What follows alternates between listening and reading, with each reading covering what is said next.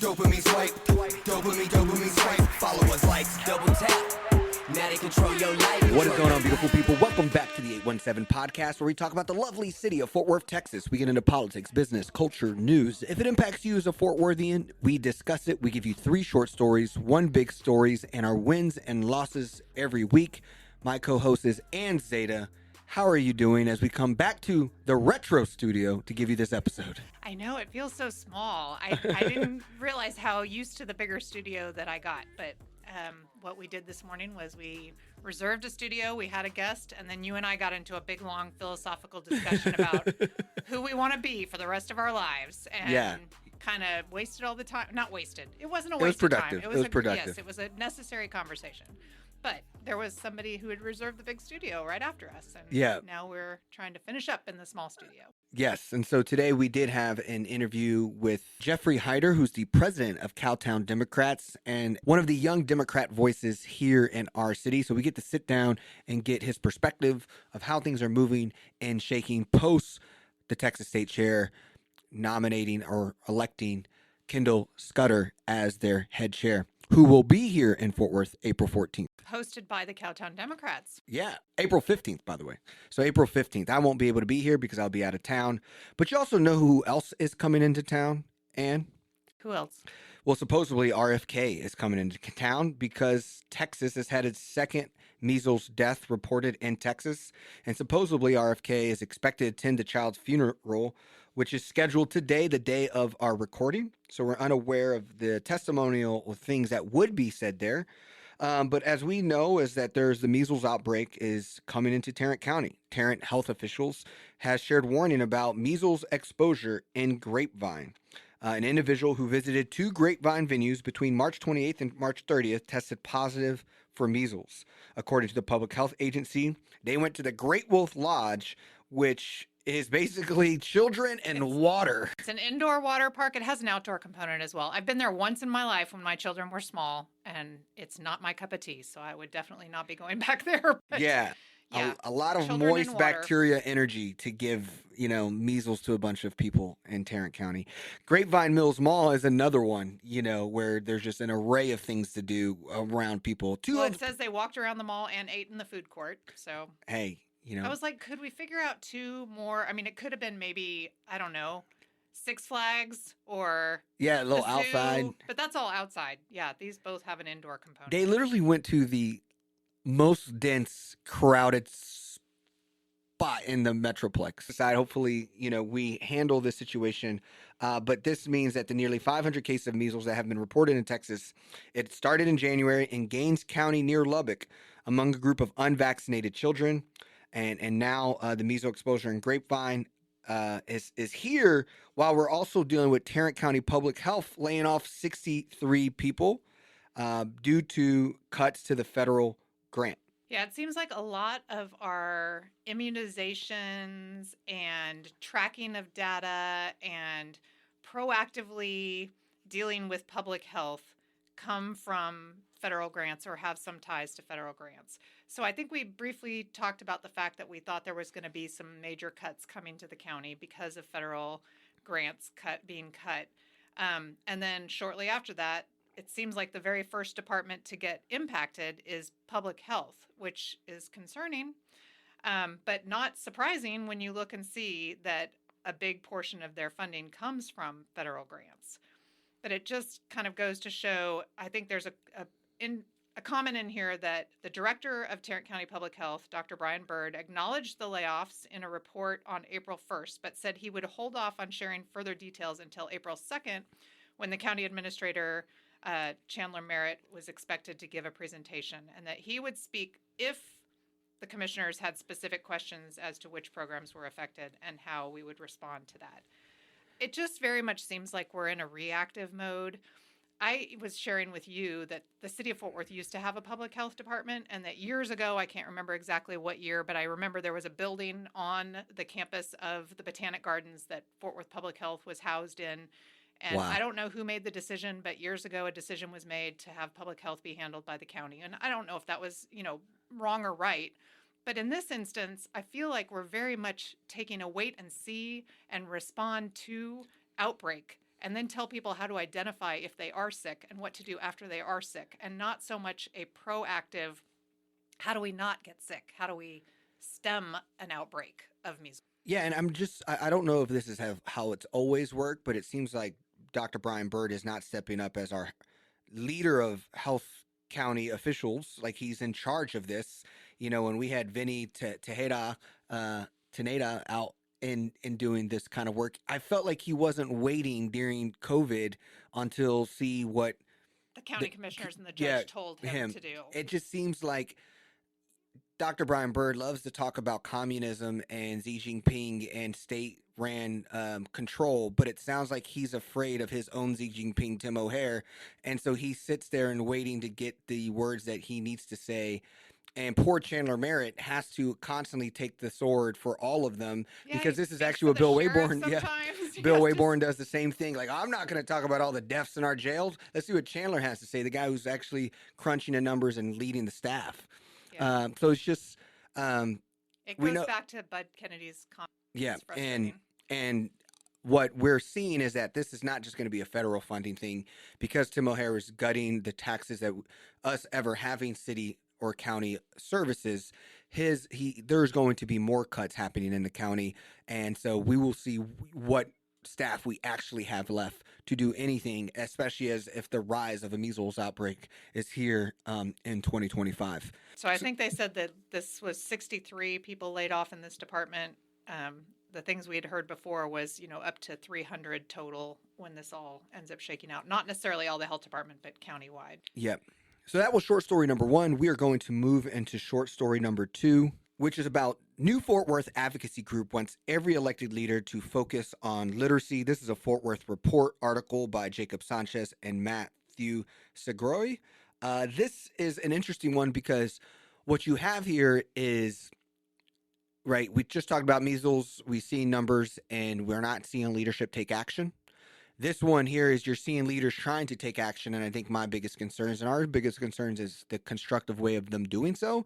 I mean, when you first brought this up, I was hearkening back to years ago when people would always just kind of point to issues with school districts and from the city side and be like, well, that's the independent school district, and therefore that's their purview and we don't really have much to say or do about it.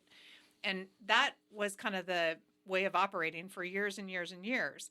And then local officials in other, running cities and such did realize the impact of schools not creating spaces where kids are being literate and learning what they needed to learn, and the impact that that had on the workforce, and then realized that everybody should play a role. And so I think there's been several iterations that have come out of initiatives from the city side to try to improve literacy specifically. And some of those have been, the campaign to have everybody reading at a third grade level by 2025. And clearly that was not successful.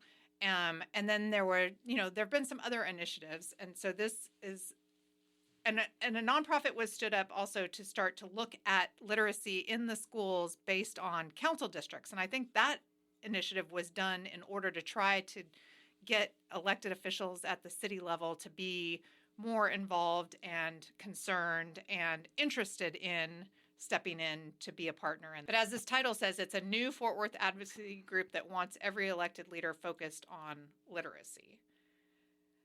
And so I think some of the criticism has been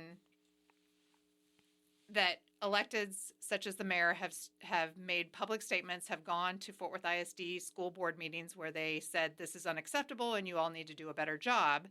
And I would look at it from the perspective of don't just point fingers at people who aren't doing something, but actually do something. And so initially looking at this, my thought was, okay, this is them doing something. They're not just pointing at other people and saying it's their job to do a better job. They're trying to figure out ways for other people besides leadership and ISDs. Something to also kind of see here is that there is some progress at Fort Worth ISD. So the big kicker that we haven't shared on the data part is 3 of every 5 kid in Fort Worth ISD and surrounding districts does not read at reading level. And the argument of this group that had this event was that, hey, right, that leads to higher crime, higher homelessness. And so these are things that are being discussed by the group. Fort Worth ISD, however, did a 22.7 million to support renewed literacy focus. So this group has had some pressure points on the new superintendent, Karen Molinar, where she is, during the course of an hour and a half presentation on March 25th, she introduced a wide sweeping restructuring of instructional focus on creating reading renaissance. She shifted 22.7 million to support reading and math instruction, including the elimination of 19 job titles affecting more than 160 current employees. In an 8-0 vote, trustees approved a resolution outlining Molinar's systems changes. The current state of our performance demands that we have urgency with how we're budgeting and reallocating our district and our staff funding towards literacy and math. Our kids can't wait a year. The proposed redesign comes with the attempts to turn it around. So only 35% of Fort Worth ISD students are reading on grade level. You know, it's kind of follow the money and follow the leaders. So, right, like Betsy Price was really big on reading through her tenure as our mayor. So one, I'm fascinated that people act like this is a new thing we're focusing on. No, we focused on it, but again, we just sat on the outside and didn't really do anything about it. Yeah, that was the 100% at third grade reading level by 2025. Yeah. We are here in 2025, and we're at 35%. Yeah. Yep. And so then you have Mayor Maddie Parker, who came from her nonprofit Tarrant To and Through, which came from a career pathways. How do we get some kids college and career ready? She raised millions of dollars in her nonprofit. They are a big employer of nonprofit educators, and again, they raise money. Now that shift looks like we're moving back to reading, and we're moving back to literacy, and we're moving down to the younger groups and saying if we can't fix literacy, they won't get to career in college. Exactly. That was what I was going to add in, just that they looked at that initiative and it was very much focused on career in college, but they were saying if you're not literate in the early years, so that's why we're shifting back to looking at the early. But the thing that I continue to, so why I think this group means well but isn't doing well, and I'm happy to have someone from the group onto the pod, by the way, but it's the problem with this group is that this group I think are being too punitive on saying we're going to stand up to leaders who we're going to support leaders who endorse literacy and are moving the numbers, and we're going to endorse candidates who support literacy. Those things are both great. The problem is it's very, I am the people on the outside who are not in education, and I am going to pester and fester and annoy the people in the work, doing the work. And what happens is this energy is better off used to actually do some advocating to the state and keeping your state leadership accountable.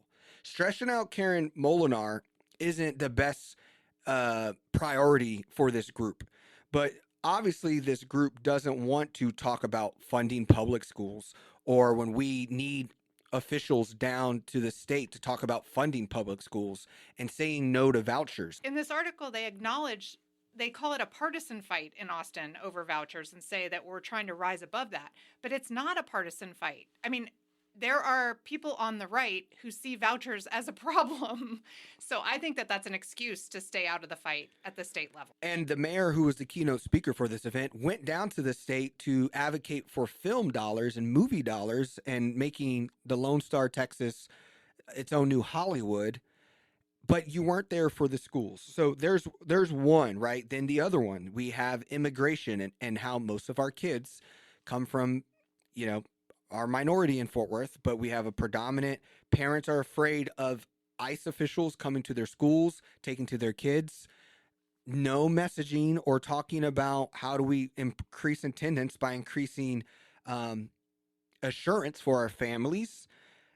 Again, it's just, to me, no funding daycare, because the number one thing to literacy is having a 2-parent household income who are college educated. You will read, the people who have 2 college educated parents who read, it's 99%. You're reading on grade level pretty much.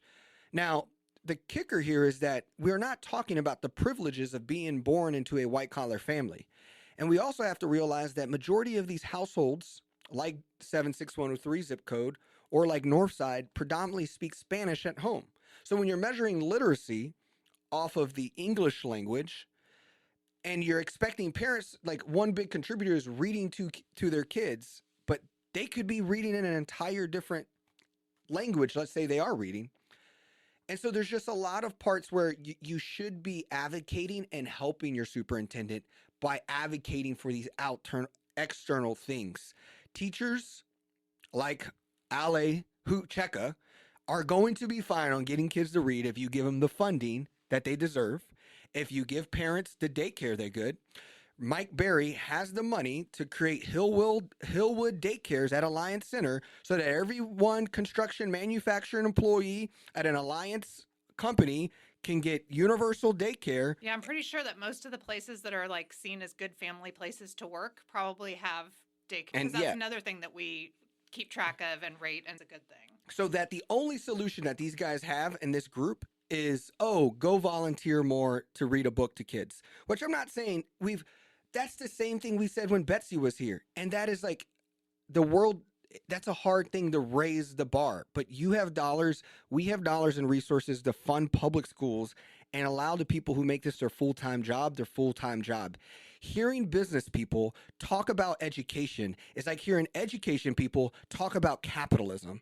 All right. It's not your fight. And it's not just because you're going to micromanage and be punitive isn't fun. Now you took something that should be fun, literacy, and you're making it unenjoyable. You're making it high pressure stakes, which it is, but how we're going at it is just poor in my opinion. This is similar to, people are saying, EJ, you're anti-literacy. No, that's not what I'm saying. But that's the problem, is that usually Republican conservatives find a stat or a word that makes you look like a bad person when you challenge it. I think how we're looking at literacy and how we being punitive to public leaders who have no more dollars because we don't choose to stand up and fund public schools, we're going to just pester them more. Like, you're going to pester the people who already are more micromanaged than anyone else without the resources. Like, to me, that is what's driving me crazy. And it reminds me of when I say, why are we giving all of our money to police? And the classic response I get from a conservative Republican is like, oh, EJ, you don't care about safe neighborhoods? That is the same thing we're doing with this literacy thing. We're hooking our teeth into this thing as something we can all agree on, and then raising money or funding things around that. And so it's not going to serve a lot of situations. When you look at the people on the list who endorse Fort Worth Students First, most of these people haven't even had kids in the 21st century and we're teaching them how to read. They haven't had a 5-year-old, a kid in their life. Most of these people were boomers. There was not a single, besides the mayor, millennial on the list of special guests. So it's just, what are we really doing here? If this is your passion, this is really what you care about, then stand up for schools, not be another nuisance in their life. So we're going to move into short story number 3. Short story number 3 is like, hey, let's talk about money and raising dollars. Let's look at the politicians who have raised the most money. So this is a Fort Worth Report article that Fort Worth City Council candidates raised $1 million plus ahead of the May 3rd election. There's filing reporting periods of which candidates have to file with the city secretary's office to let everybody know how much money they've raised and how much money they've spent. And the Fort Worth Report has collected all of these campaign finance reports that were due on April 3rd. So under election laws, political candidates are required to file reports detailing their campaign finances. Candidates had a deadline of the 3rd to report how much money they've raised over the last 3 months. In Fort Worth, all 11 city council seats will be on the ballot on May 3rd, and the city council each serves 2 terms. This is getting kind of back to the basics, but for those of you who don't follow local politics, which is probably a lot of you, the council is guaranteed to welcome at least 2 new faces to the dais, as 2 incumbents are not running. Gina Bivens in District 5 and Jared Williams in District 6 are not seeking re-election. So then they go on to break down the amount of money that each of these folks have raised thus far. And Mayor Maddie Parker raised significantly more than any other candidate, adding a reported $301,654 to her war chest, which is already at $546,970. She has 7 challengers, 4 of whom have not filed campaign finance reports as of the deadline, which there's some basic requirements for running for office, and sometimes people do not take those things seriously. And I'm not sure what their motivation is, but clearly if you're not filing your campaign finance reports, you're not taking this seriously. Following the mayor is District 3 council member Michael Crane, had the most cash on hand, which is roughly $666,069 raised in 2025. Macy Hill followed Crane and Parker in fundraising, securing a reported $162,042 since January, despite running unopposed. So she doesn't even have somebody running against her and was able to raise over $160,000. Of the 9 incumbent city council members seeking re-election, all but District 8, Chris Nettles has had reports published in the city secretary's office by 6 p.m. on the 4th of April. And of the 26 non-incumbent candidates, 8 did not have campaign finance reports available on the city's website. The article goes on to break down where this money came from. Yeah, and so the Elizabeth Beck got close to $100,000. A current candidate a current person running who is not an incumbent was the highest was Deborah Peoples with around $56,000. I mean, the writing's on the wall. This is the same crap with the last story I was just talking about. The thing we don't talk about is privilege, right? Some people grow up where their parents buy them a car and they can drive and get tutoring for literacy, for reading, for the ACT or the SAT. Some people don't have that privilege. They have to go to work to pay for their parents' car or their own car. You look at who raises money here, it's the wealthy, Republican, conservative leadership of Fort Worth, Texas. And then somehow the Democrats are the party of the elites. So again, how does one person raise more money without an incumbent, like who has no one, they're a challenger, is raising more money? When you look at the people when you look at it by diversity, when you look at it by population, this is not just about politics. This is what it looks like when we start a business. This is what it looks like when we go to college. 43 million Americans have over $30,000 in college debt. Take that and look at it. How many is black and brown? These inequities is why you have these problems, yet you want to be punitive about the problems. And that's the biggest story here. This is what the battle looks like if you're going to create change. And people don't want to talk about privilege. And this is a story about privilege. Yeah, I mean, people ask, what does it take to run for council? And in years past, I mean, even in years past when it didn't take as much money, it still took money. And I think that the ability to raise money and the ability to raise money even when you don't have an incumbent you don't have a challenger, the ability to raise money even when it's the off season. I think that there's just some folks that are wanting to serve in these roles for the sake of serving, that they, want to serve the public and the greater good and the community. And if you're going to be successful and continue to serve in those roles, once you get elected, you have to learn how to ask people for money. And that is a really challenging thing to do. And most of those people are also like conservative. And I think that there are progressive dollars out there. They just don't know to give yet. I bet if, this goes into our big story, we're about to move into our big story. But I believe that if you look at Texas dollars, more Texans gave money to Kamala Harris's campaign in 2 local elections. I bet if you look pound for pound, state revenue, how many people Democrats put money into state politicians, and then compare that money to how much money did we give as Texas residents to the Kamala Harris campaign, that campaign won. So that is a discussion we need to be having as well when it comes to this. This article is also PACs and large organizations and big donors who are supporting these races with, the average gift being, over $1,000, which I'll tell you, that's not something that individuals are typically giving. Yep. When you're looking at and I haven't gone to look at these campaign finance reports, but the article indicates that nearly 19,000 of Deborah Peoples' funds came from individuals making small cash donations. Mm-hmm. Whereas when you're looking at the breakdown of some of these others, it's like the smallest the average is over $1,000. And I think when you get your gifts from a larger group of small individual donors, you have to get a lot of those to add up to a $5,000 contribution or a $10,000 contribution that you're getting from a PAC.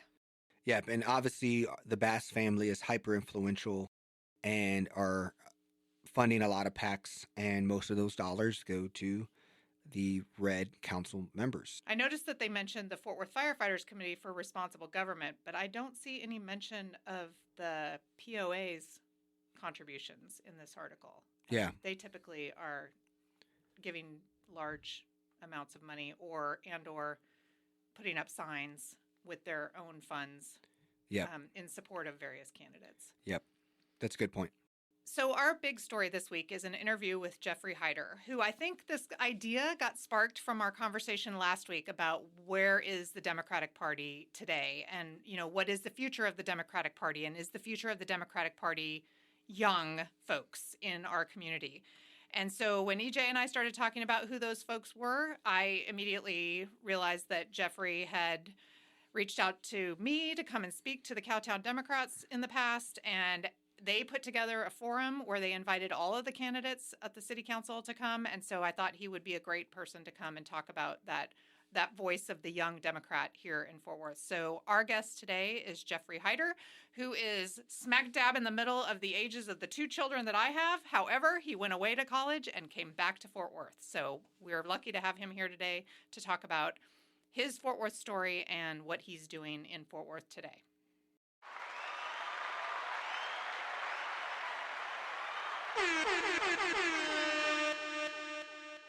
My Fort Worth story, I was born here, I was raised here, and I went off for college, and like most people, I came back.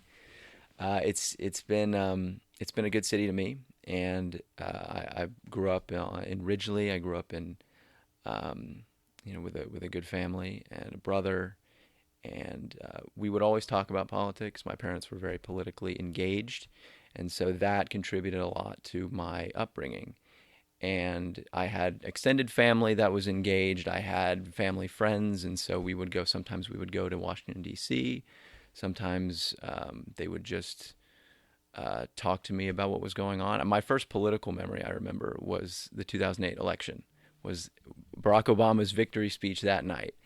And I remember crowding around the TV and watching that, and we were all very excited about it because it was like this new big era in American politics. And I think that in the long run, looking back on that's a bit bittersweet because things have gone very differently than maybe how we all imagined. I went to a private school, and I was a Bernie Sanders guy in 2016, and there's no better testing ground like defending Bernie Sanders in a private school government class. So that was a lot of fun for me, and I really learned a lot of the nuances and the difficult parts of dealing with people that really have no interest in politics besides getting a win out of you. That's just the way it is, and that's all right. But it's been a lot of fun, and I've learned a lot along the way, and I have a lot more to learn.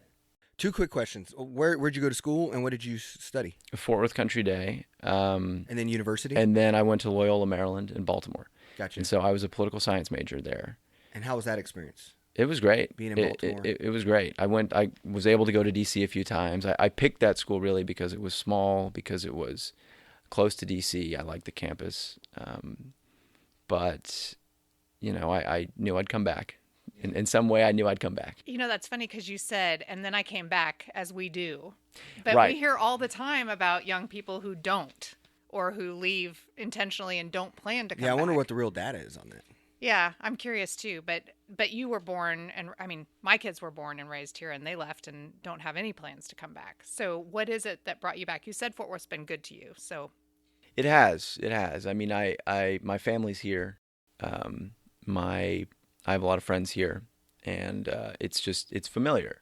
I think that's really what I mean, is that there's this trope that people will leave for college or they leave for some job or something, but somehow they always come back. And I don't think that's a bad thing. Yeah. Well, what's coming back also is this like Bernie Sanders wave with AOC and their oligarchy tour. What's your take on this like re-rise of like maybe we all should have been Bernie fans back in 2016? Because now you're seeing kind of going to why we're here is to talk about the kind of messaging and the positioning of Texas Democrats and Tarrant Democrats. What has the new rise of that tour do for your thinking and how people in your seat are thinking about how we move forward? I think that it shows that, in my opinion, yes, I would have loved it if Bernie Sanders had won the presidency in 2016. But I think now it shows that those ideas are still popular, that universal health care, that the protection of Social Security, that fair tax rates, those are all still popular positions. And sometimes it's going to take people with some charisma and people with some energy, like Bernie Sanders and like Alexandria Ocasio-Cortez. It takes powerful people and influential people like that to go out there and deliver a message and deliver a narrative that makes sense to people and that's easily understandable to people. And I think that's what that oligarchy tour exemplifies. And so I don't know if they would ever come here to Fort Worth, but if they did, that would be very cool. Did they come to Texas though?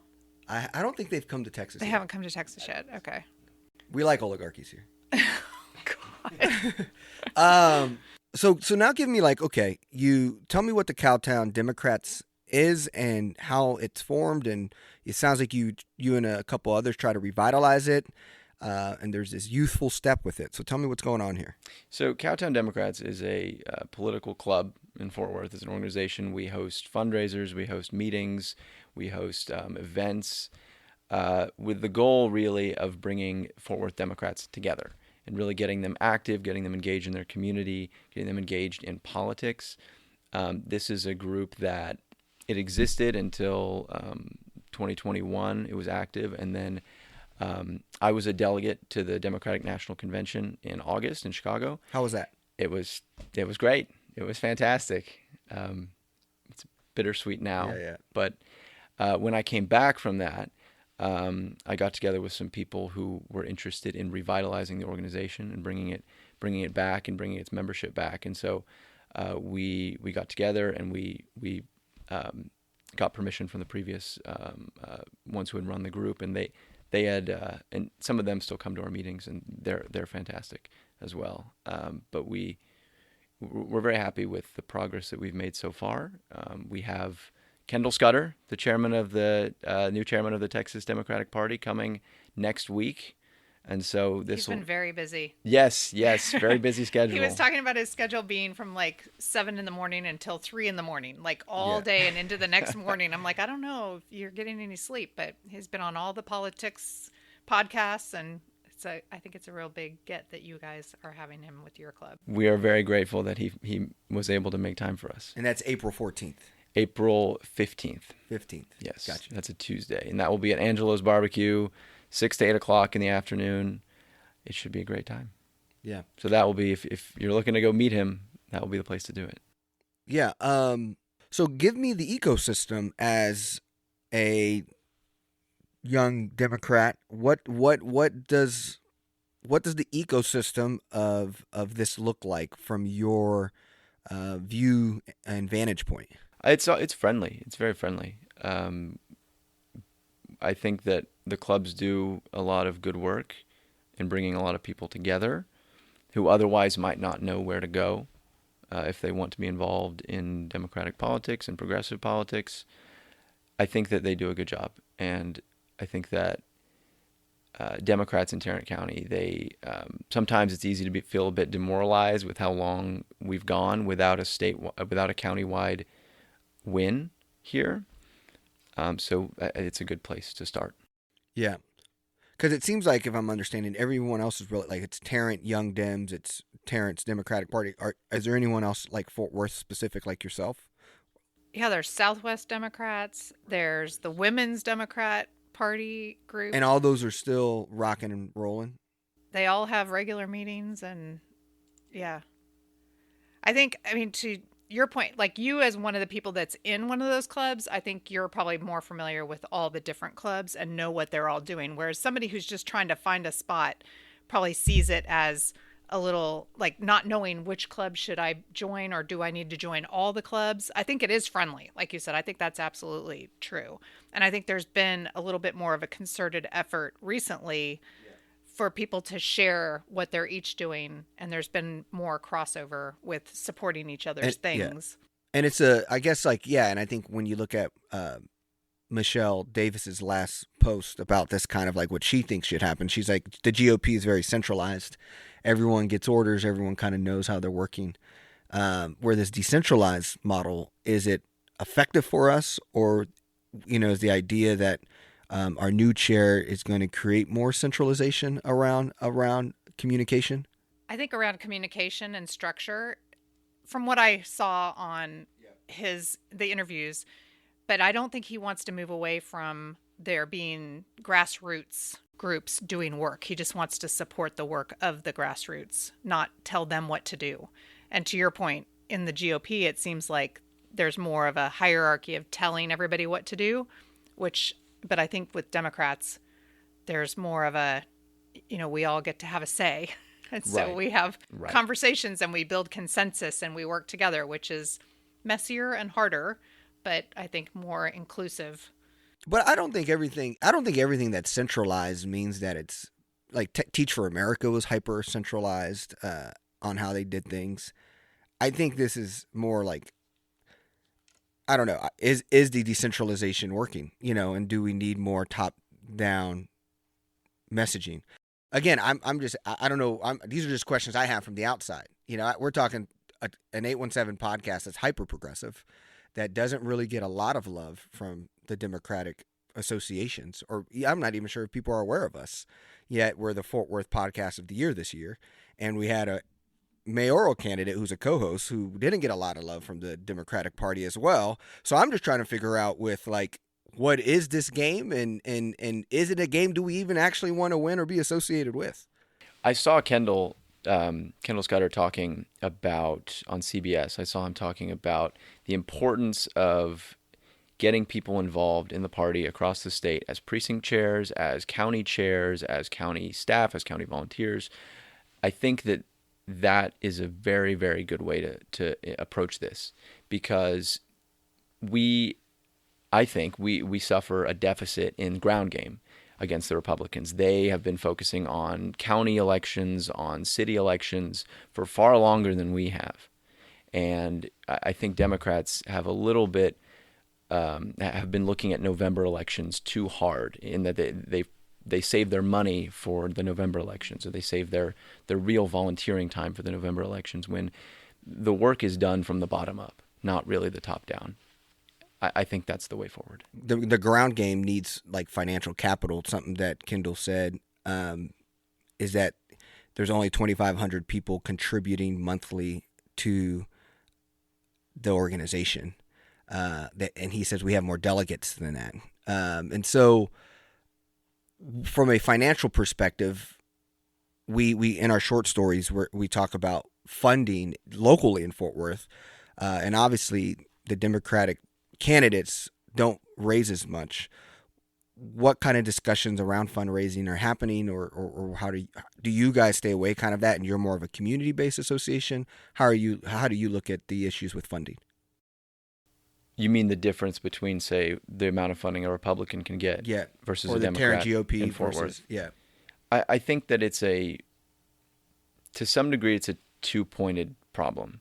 Is that there are a lot of Republicans in this city who are very open about being Republican, and they also have money from various sources. They're in business, or they're in land, or they're in oil, or anything like that. There's a lot of that, and so those people, they're not going to donate to Democrats. But there are definitely Democratic donors, and I think that Fort Worth has been a quote unquote Republican city for so long that they are not as willing to be open about supporting Democrats or progressive candidates as they might otherwise be. And I think that the way to fix that is, well, by talking to them directly and by approaching them with a real plan for what you would do with the money that they would donate. Jeffrey, I see that you're a Gen Z white male, and if we look at 25 and under, white men went more to Trump this last go around. Where do you think Democrats and progressives are missing for white men, young white men? I think there are two problems that white men in particular are dealing with, really young men, but young white men may be the most likely in this group to be in this group. There's a degree of economic anxiety about the future, about what kind of life we'll have, if retirement savings will be a thing in the future. Social Security gets thrown around a lot. I think the bigger issue is it's a cultural problem. I think the internet and the way that social media narratives they're always there for you to look at on your phone. Right. So if you're on your phone and you're on any given social media app, Instagram, TikTok, Facebook, you're going to see things that are catered to you based on what you've liked before. That's the algorithm. And so for a lot of these, there are a lot of posts out there and a lot of creators and a lot of just general content that I think creates and preys upon certain insecurities that people have, whether that's about the economy, or whether that's about dating, or whether that's about your position in relation to other ethnic groups. It's just, I think that the Republicans and Republican adjacent influencers have done a very good job at exploiting those gaps. And before you know it, you'll go from center to MAGA, and you won't even realize what's happening. I mean, I see it with people that I know who have gone from voting for Biden to then voting for Trump 4 years later. And I think that largely it's a matter of being susceptible to those kinds of influences. That the whole us against them fear factor kind of thing, Right, stirring that up. And it can happen to anybody. It's not really a mark against them in that way. It's just that people don't know how they're going to be influenced. How would you describe your generation and like its role here? Obviously, there's a lot of data around how many parents think that their kids won't have a better future than them. There's a lot of data around, Gen Z having more apathy and already thinks everything's going to kind of go to crap. So why try? There's obviously the high prioritization of climate change, because you all will probably be dealing with the grunt of the effects of what happens there, unfortunately. How do you describe it? How do you, if Biden administration sat you down and asked and said, Jeffrey, what should we do? And tell me about your people. Tell me about your people. That's a tough question. It's something that I think a lot of young people who are active in social media, who are making content or making posts online, making political content, or going to protests or going to rallies, they're all asking themselves the same question.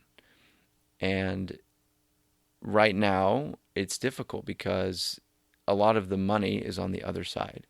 A lot of the money that funds that funds podcasts, or that funds podcast networks, the really, really big ones, the Joe Rogan ones and the Bongino ones, and that money just isn't there on the other side. And so I think it's tough to break out of that media space. And it doesn't exactly help when you've got the heads of those companies, Mark Zuckerberg, and you've got the CEO of TikTok there at the inauguration. That doesn't really help when you're trying to, say, build a big social media network on a platform like that, when their leadership is so obviously in the pocket of the administration, or maybe vice versa. You spoke briefly about the GOP being in spaces that have the Democrats have kind of not pursued because of being nonpartisan races. And so I know that you all had a forum recently where you invited all the candidates for city council and mayoral races. Yes. And so how did that go? How did that come about? How did you decide that you were going to have that forum? And how do you think that, were there any lessons learned about how you might do that in the future? Well, the forum was great. We had a lot of candidates. We had about 16 candidates come to speak. It was a lot of people came, and we were very happy with the result. We decided to do it because we thought that, well, people would be interested, and turnout is generally so low. I mean, you're well aware of this. I mean, this is just the way that city politics are, and people, for whatever reason, don't come out to vote in the May elections like they do in November, and this was our way of building some enthusiasm, building some excitement, getting people to offering them the chance to come and pay attention to what these candidates have to say. And I think we would be interested in doing things like that in the future. But yeah, we were very happy with it. I also saw it. You had Katie Sherrod, MC, which is, speaking about like the old guard, the people who've been in Democratic politics for a long time in this community and have a following and people who really respect them. And then your younger folks. So I think that was really bringing that together, because I know a lot of people came because Katie Sherrod was asking the questions or moderating and setting it up. And then other people came because everybody was going to be able to be there. We touched on with some of the other candidate forums that are coming up where they haven't invited everyone to come. They've made determinations about which races they see as being competitive, and they're not inviting everyone. So I think, to your credit, inviting everyone is the way to go, because if you're building a pipeline of folks to run in the future, we touched on briefly before we started recording today that there are some seats that are not being challenged in our city. But people, I think, are hesitant to put their hat in the ring if they think that there's just no chance. But I think running in races that you might have no chance in is how you get a chance in the future. So I think what's interesting about the challenge of, if like we look at current special elections, Democrats are actually doing similar to 2018 numbers, and the overall special elections across the country were about +10 on movement for the Democratic side. So from a national perspective, special non-November elections actually are good for Democrats, because a lot of Democrats, progressives, are highly participatory, highly engaged, therefore they vote, where from a national perspective, Republicans are more general voters. But here in Fort Worth, that's different, where it's like there is the Republicans in Tarrant have an alliance of really showing out in voting.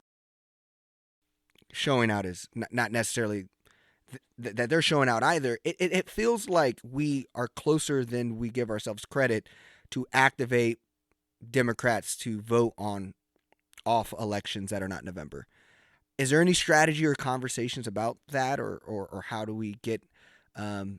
Obviously, you did this debate because of that. But if that doesn't bring hope, what are some hope? I guess data around making a difference. Well, I think that statistically there are something like 30% of the population or so are registered, 25% are registered Democrats. And in this city, in Fort Worth, there are about 950,000 people. And so if every Democrat came out to vote, well, we would have a Democratic mayor, for example.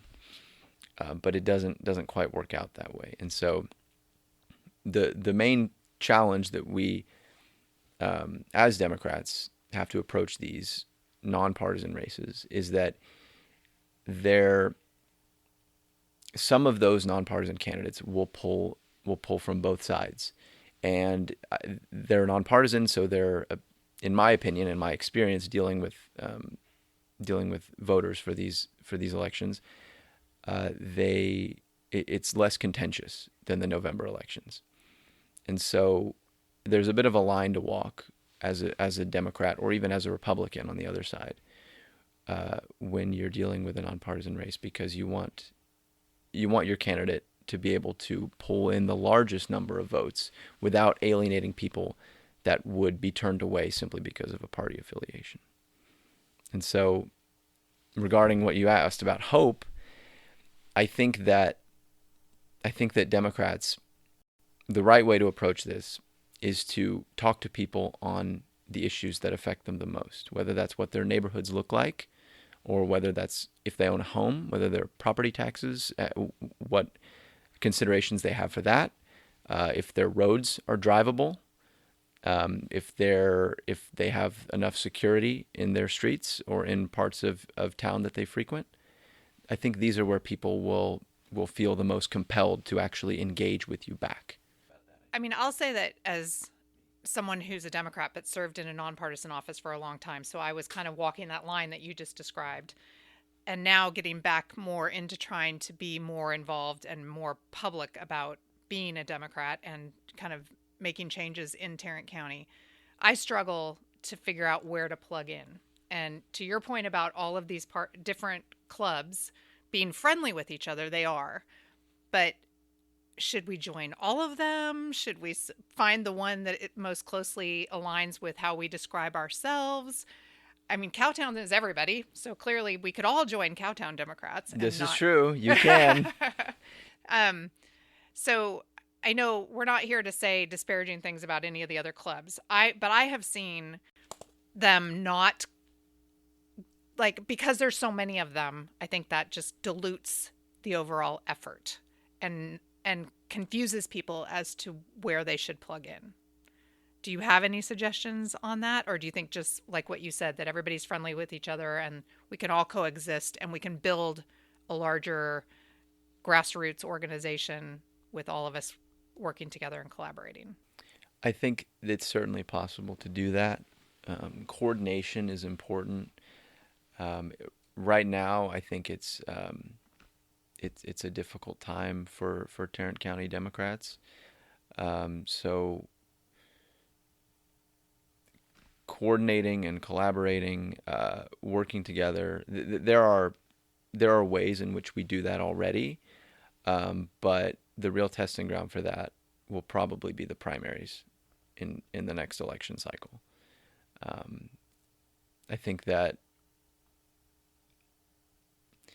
if we look at how Dallas County flipped from Republican to Democratic, they started with the sheriff's race originally 24 years ago or so. Those kinds of races, those county-wide races, are a good example of what we can do going forward, ways that we can influence the whole culture of the city, I think, because those county-wide races can be affected by participation from all of those groups. So if we have another sheriff's candidate, for example, or a county judge candidate coming up, all of those clubs can pull people who might otherwise, even if they join through one club or if they're engaged through one club, well, that's better than if they weren't engaged at all. And so all of those people, I think, will benefit from the existence of multiple clubs, but coordination for all of that, so we're not being redundant, is important too. And I think to the point about the Democratic Party, the troubles that have been in the news lately with letting go staff and all that sort of thing, I think some of the explanation of that has been that we've very much coalesced around election time, and we don't necessarily carry a paid staff through non-election seasons. And so that's something that a structure has to be rebuilt every time there's an election or new staff have to be brought in. And I think it's clear, Kendall said this in a couple of interviews, that that's not working. We can't just wait for election cycles, that there needs to be an ongoing structure in place. Yeah, I appreciate that version of history on the Dallas. I didn't know that. But that seems very difficult. I mean, so we got to put someone up against Bill Wayborn or Tim O'Hare, and Betsy Price couldn't even beat Tim O'Hare. I feel like we have a better shot of doing it from the inside because Fort Worth is the bluer part of the purple of Tarrant County. I wonder if the size of our county and how rural it gets allows us to pull that off. But that's really cool to know that that's like a way. Do we get like a high dynamic county leader that we put our priority to? Because it would definitely make more of a dent to us, like as Fort Worthians, if we can turn the county blue. That as a Fort Worth podcast, like that seems so far away from me. I mean, I'm worried about District 6 going to Marshall Hobbs. I'm worried about District 5 going to Kellen Herr. I'm worried about, and that changes the city council, and those things should not happen. I think we can do both. I think that's the good part of these elections not being on top of each other, is that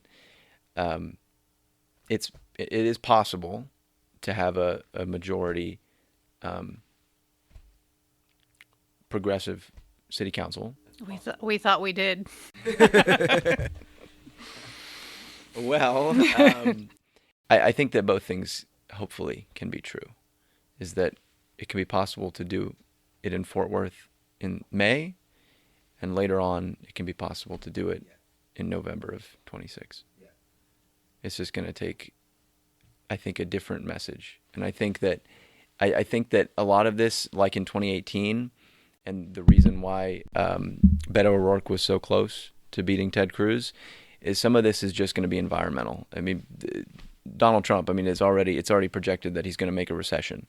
So hopefully, out of all the damage that does,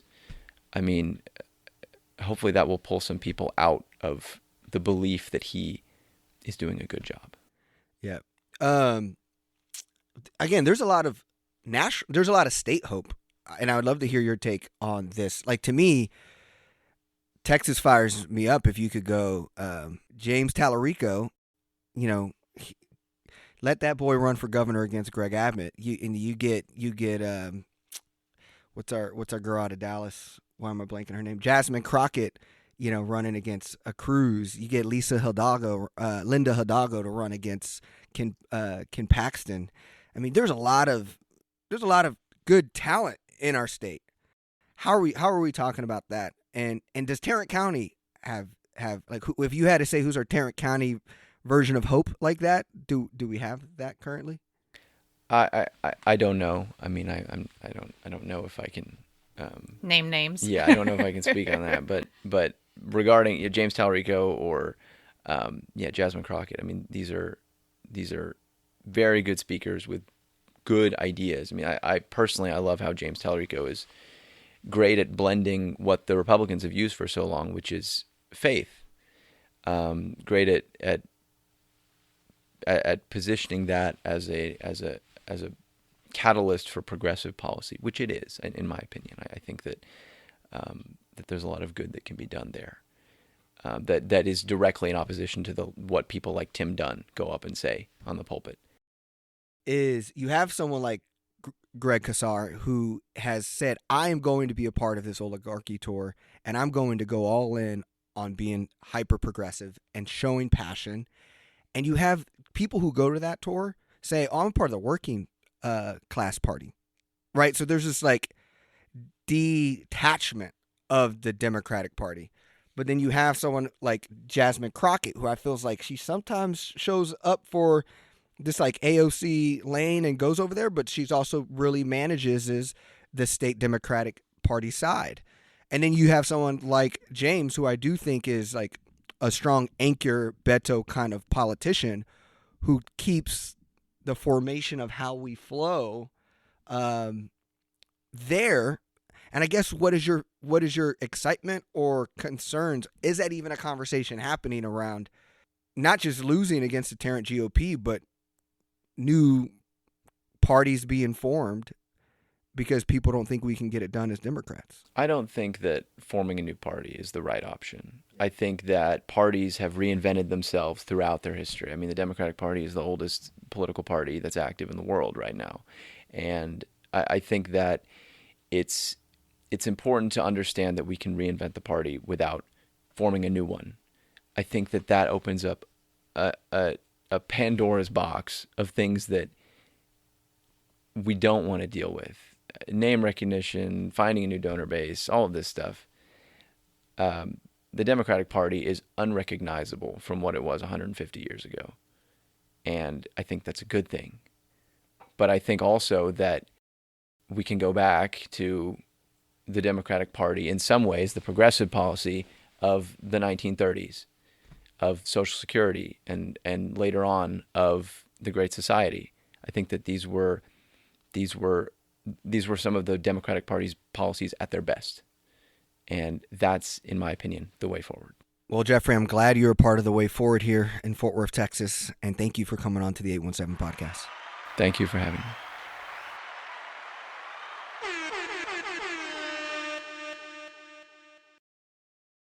Well, there you have it. That was Jeffrey Hyder. He came in smooth, too, already with a suit, looking good. I know you and I have gotten very casual on our Sunday recording. We just want to be comfortable, and we're not recording with cameras at this point. So we definitely are looking our casual selves. And that man has been in a suit every time I've seen him, the last few times I've seen him. So, hey, yep, he's represented. I think he has the it. Hopefully he continues to have the passion. We're going to move into wins and losses. So as we always do, we end with losses and wins in order to end on an upbeat note. So my loss, I will say, is I actually had the opportunity to go down to Austin last week to get together with some statewide advocates who are working on Texas Streets Coalition, supporting some bills that we hope would make our streets safer going forward and allow the governmental agencies that fund transit and transportation in our city, in our state, to do a better job. And the reason it's a loss is because it was great to be around all those people that have been doing this work. But I looked back and realized that I've been doing this work for over 10 years now. And I feel like going to the legislature is like fighting for tiny little scraps. And every time we come in with a bill that we think is good, it has to be whittled down and reduced and, made smaller in order to appease anybody's objection to what it is that we're trying to accomplish. And so, there are some bills out there that we are there to support. And it was interesting because we would have staffers ask us, is there any bad bill you want us to know about? And I was like, well, isn't it refreshing to hear from a group of people who are here to support some bills? But we definitely had a few where we kind of started out with a really robust bill that would accomplish a lot. And in order to even have it be considered to make it through the whole process, which if you don't know the process is pretty excruciating, it's a little demoralizing and frustrating, but yeah. I will not give up. So yeah, that's my loss. Yeah. Well, my loss is also a bill. It's the House Bill 44, and it's basically the bill around that we talked about, the mother of all bills when it comes to abortion rights and what access we might be able, rules they might revitalize due to some of the changes in the language. We talked a lot about this last pod, but there's still time to submit public comment and demand for changes in House Bill 44. This bill is basically around figuring out life-saving care. The dangerous language could revive a 1925 law that criminalizes practical support and abortion funds, people who support abortion seekers, and the pregnant person themselves. Now, even Texas' most extreme laws include exceptions for the pregnant person. If SB 31 and House Bill 44 passes as written, that will change, and pregnant Texans could be targeted. So there is things you can do to take action.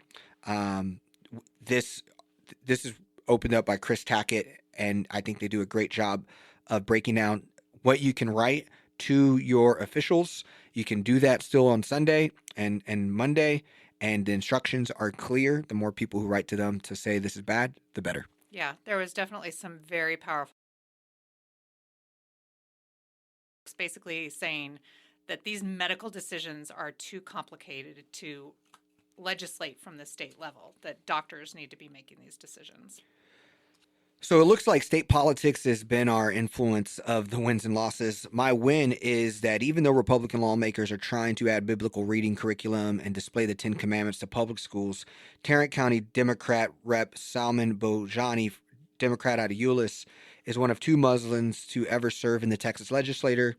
and he was sworn into office in 2023. But he has this session filed two bills, one allowing Muslim employees to trade off Christian holidays so they can observe Islamic holidays instead, and the other authorizing Muslim officiants to conduct marriage ceremonies. Both have been assigned to House committees, but not have yet had a hearing. Obviously, religious freedom is what this country is about. And that's what we were founded on, is religious freedom, separation of church and state. And so to see that we have a state official allowing us to have the empathy, intuitiveness, and foresight to showcase that you don't have to be anti-Christian if you provide other access for people to also celebrate their worldview. So shout out to Salman Bojani. Yeah, he's great. He served on the Euless City Council prior to going down to the state, and he faced a lot of folks being opposed to him just because of the religion that he comes from. Yeah. So it's good that he's doing this work.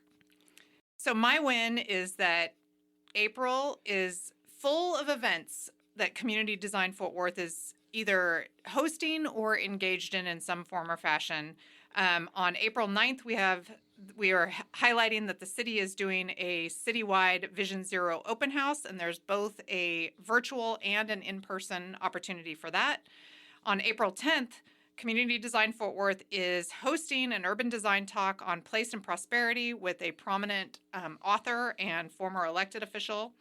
Not here in Fort Worth, but he's definitely someone that is well respected in the community, and he will be talking about his book, Places and Prosperity, as well as looking at it from a Fort Worth focus. On April 10th and 11th, there is a land use conference happening in Austin, which I'm going down to speak on a panel discussing parking. I think that will be available online too. There's quite a cost to that one because it's a full-on conference, but if anybody's interested, I don't know if it'll be recorded and available later. And then on April 16th, we have our monthly transit mixer where we will be talking about transit-oriented development that was discussed at a summit recently. And then on April 23rd, folks who are interested in housing can attend the 2025 Live Local Housing Summit that is being hosted by those who are working in the kind of affordable housing arena. So lots of opportunities to get plugged in and involved, and all of that is available on Community Design Fort Worth social media, and I'll have EJ put it in the show notes. Well, there you have it, beautiful people. This is another episode of the 817 podcast. Subscribe, share with a friend. Come to an 817 gather, which this month is April 13th. Another thing to add to the list. We look forward to seeing you guys and continue to do this great work. Onward together.